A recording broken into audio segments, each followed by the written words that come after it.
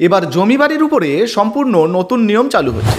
আপনার যদি কোনো জমি থেকে থাকে কিংবা বাড়ি থেকে থাকে এবং আপনি সেটা বিক্রি করবেন ভাবছেন, কিংবা আপনি যদি কোনো জমি কেনেন কিংবা কোনো বাড়ি কেনেন, সেক্ষেত্রে এই নতুন নিয়ম কিন্তু কার্যকর হচ্ছে। এবার রেজিস্ট্রেশন ফি কিন্তু বাড়তে চলেছে। তো বর্তমানে এই জমি বাড়ির উপরে নতুন কি আপডেট উঠে এসছে, রাজ্য সরকারের তরফ থেকে কী নিয়ম পরিবর্তন করা হয়েছে, এটা কিন্তু অবশ্যই আপনাদের প্রত্যেকের জানা প্রয়োজন। যদি আপনি না জানেন সেক্ষেত্রে ভবিষ্যতে সমস্যায় পড়তে পারেন। তো চলুন আজকে এক এক করে আপনাদেরকে জানিয়ে দিই বা দেখিয়ে দিই এই জমি বাড়ির উপরে রাজ্য সরকারের তরফ থেকে কী কী নিয়ম আনা হয়েছে। তো অন স্ক্রিনে আপনাদেরকে একটা প্রতিবেদন দেখাচ্ছি। দেখুন, বলা হয়েছে খরচ বাড়ছে জমি ও বাড়ির রেজিস্ট্রির, রাজ্য জুড়ে সার্কেল রেট বৃদ্ধি। তো বুঝতে পারছেন, আপনি যদি কোনো জমি বাড়ি কেনেন সেক্ষেত্রে জমি বাড়ির যে রেজিস্ট্রি করতে হয় আর কি, তার খরচ বাড়তে চলেছে। তো কোথায় প্রকাশিত হয়েছে দেখতে পাচ্ছেন, কবে প্রকাশিত হয়েছে সেটাও কিন্তু ডেট এখানে দেওয়া রয়েছে, আপনারা দেখে নিতে পারেন। আচ্ছা, কি কি বলা হয়েছে আমরা দেখব।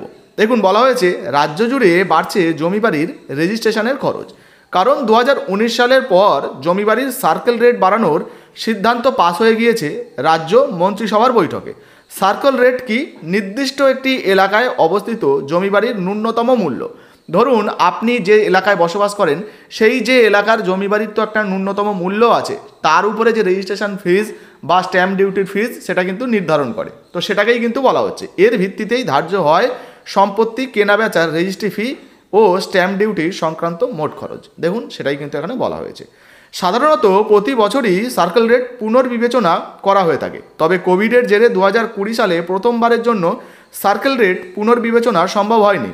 পরিস্থিতি এতটাই খারাপ হয় যে ধুঁকতে থাকা নির্মাণ শিল্পকে চাঙ্গা করতে রেজিস্ট্রেশন ও স্ট্যাম্প ডিউটিতে 2% ছাড়ও দিতে হয় রাজ্যকে। গত বছর এই ছাড় প্রত্যাহার করে নবান্ন, অর্থাৎ গত বছর এই ছাড়কে কিন্তু তুলে নেওয়া হয়েছে। এবার কি বলা হয়েছে, তারই পরের ধাপ হিসাবে এবার সার্কেল রেট রিভিশনের পথে হাঁটল রাজ্য সরকার, অর্থাৎ এবারে কিন্তু নতুন নিয়ম অনুযায়ী খরচ বাড়তে চলেছে। আচ্ছা, কি কি বলা হয়েছে?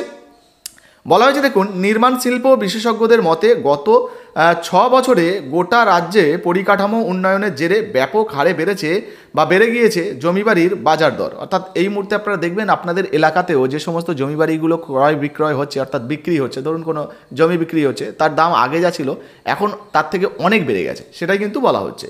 ফলে রাজ্যের নির্ধারিত মূল্যের সঙ্গে তার বড়সড় ফারাক তৈরি হয়েছে। সেই কারণেই সার্কেল রেট বাড়ানো হলো 12 থেকে 50% হারে। এলাকার উন্নয়নের উপর ভিত্তি করেই এই বৃদ্ধি হিসেব, এমনটাই ব্যাখ্যা প্রশাসনিক মহলের। অর্থাৎ কোন এলাকায় কেমন আর কি সমৃদ্ধি রয়েছে, কেমন বাজার দর চলছে, তার উপরেই নির্ভর করবে আর কি ওই এলাকার রেট কী হবে। তো দেখুন, বলা হয়েছে মূলত শহর এবং শহরতলিতে এই বৃদ্ধির হার দেখা যাচ্ছে 45 থেকে 50%। এক্ষেত্রে গ্রামের ক্ষেত্রে হয়তো একটু কম হতে পারে। তাদের কথায় মহিষবাগান, বরানগর, সোনারপুর, বারাইপুর, নিউ টাউন, বেহালা, সরসুনা, তপসিয়ার মতো এলাকায় ফ্ল্যাটগুলির প্রতি বর্গফুটের বাজার মূল্য বেড়েছে 55 থেকে 87% পর্যন্ত।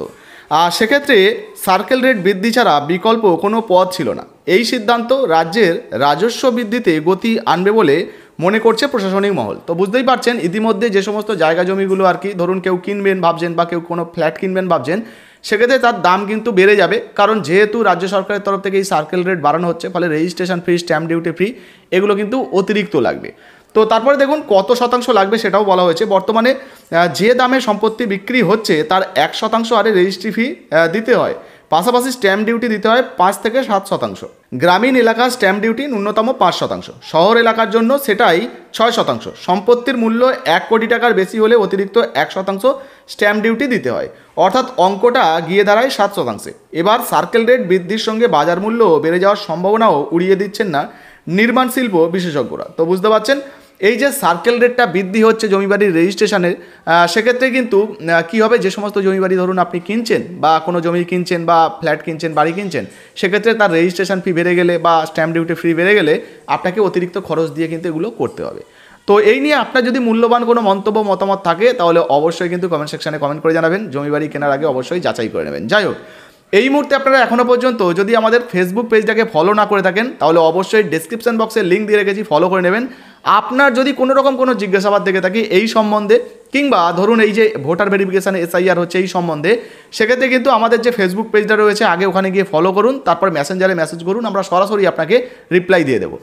ভিডিও ভালো লাগলে অবশ্যই লাইক দিয়ে শেয়ার করে দেবেন, ফেসবুক থেকে দেখলে ফলো করতে ভুলবেন না। ধন্যবাদ।